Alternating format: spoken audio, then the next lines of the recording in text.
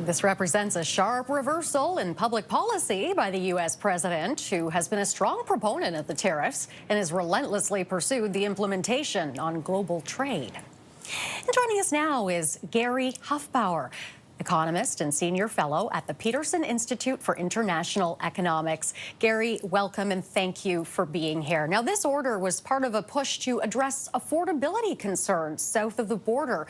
Will it actually have any meaningful impacts?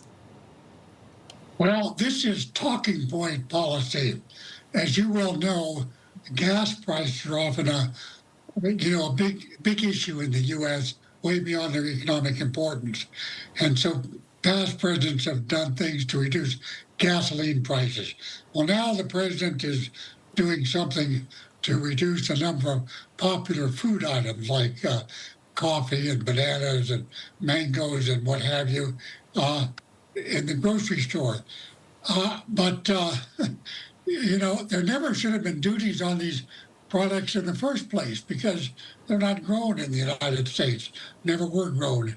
And the policy that's been announced, it gives, as I say, the president and his spokesman like Kevin Hassett and Scott Bessent something to talk about, but it's not really a serious reduction of tariffs.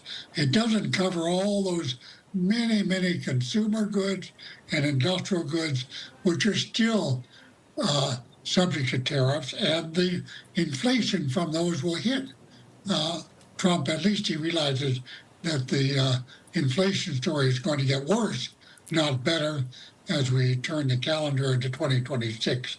So I take it as kind of a sign of recognition of economic reality, but not the big step that he really should be taking.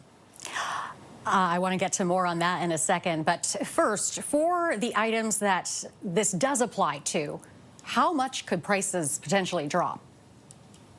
I'm sorry, I didn't get your question.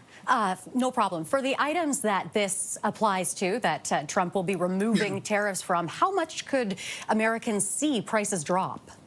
Well, that's a good question. Most of these items are coming from countries which were subject to and are subject to Trump's universal 10% tariff. So the tariffs are going to come down about 10% on nearly all these items because they're grown in countries like Costa Rica,